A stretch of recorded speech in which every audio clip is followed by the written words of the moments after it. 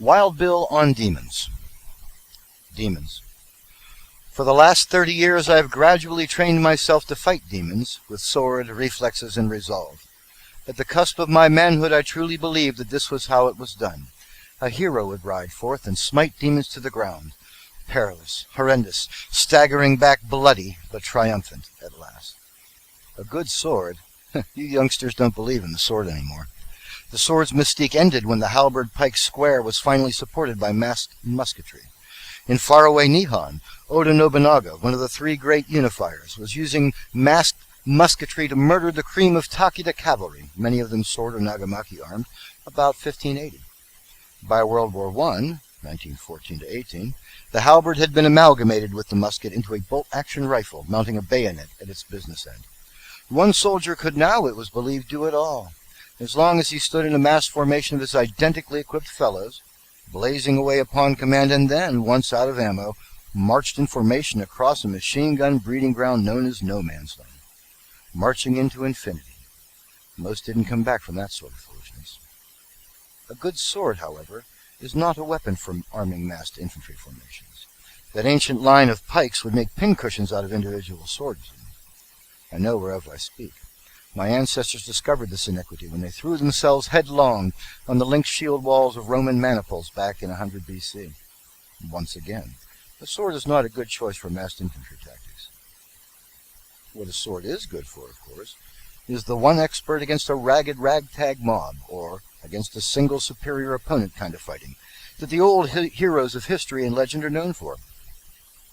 That, I thought, was the style and philosophy of fighting I would need to master in order to slay demons both in this world and the next. And so I trained, irregularly, episodically, but seriously, learning to master my balance so I could integrate the odd centripetal pull of the sword with my own karate-inspired techniques of open-hand combat. Today, however, was an eye-opener. Today I learned that demons cannot be fought with a sword, no matter how pure the heart of the paladin, or how noble the warrior with a righteous cause. No sword can slay a demon, it turns out, because demons don't attack your body. They attack your mind. Deep in the minds of the demon-beset are horrors as bad as those in any legend or movie, ones you can't reach with a sword, or a bullet, or a bayonet, I might add. Doctors can't reach them, nor counselors move them. Medications are but bandages on bleeding wounds that cannot be staunched, meant for temporary palliative care at the very best, not as chains binding the sufferer to lifelong drudgery in the service of the inexhaustible monetary appetites of the drug companies. Those are the real demons, the ones no sword can reach. Today I had a visit from a friend who had to share with me some awful truths. 1. The demons hide in the minds of the afflicted, which means you can't call them out into the streets so you can fight them with lance and shield, or sword, or your piety, no matter how perfect. Nor can psychiatrists, psychologists, healthcare workers, institutional caregivers, or law enforcement get to them. The official process can only further terrify the demonized with fear of persecution, or worse, the fear of depersonalization, which does no good either.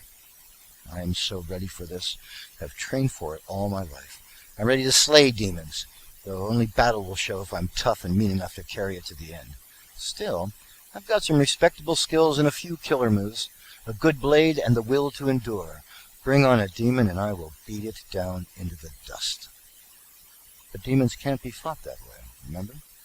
All I can do at my end is to let her know she's got friends in her corner who will help as they can. People she can hang out with, shoulders to lean on or cry on. And so I have to hear about the demons mucking about in her daughter's soul. That I can't whip out my sword and give them yaijutsu through the heart, or punch the damn things in the head, which they so richly deserve. A shoulder. That's all I can be. This girl and her daughter need an effing paladin, for goodness sakes, and all I can give them is a shoulder? Demons. Don't get too comfy, boys. I'm still working on ways to kill the infection and save the patient, something modern science and orthodox religion have so far failed to accomplish. Don't think for a moment that their limitations are mine. I'm a lot more flexible than they are. You never know what I'm thinking, while the organized forces are as predictable as yeast infections. Until then, however, all we have is one brave, exhausted, working, single mother to hold off the demons. And all she's got for help is her other daughter, also trying to understand adult responsibilities and limitations, and a couple willing shoulders. Come to think about it, My friend has been fighting this fight for years without giving up. Though she can't see the forest for the trees, she must be tougher than Batman. Maybe there is hope after all.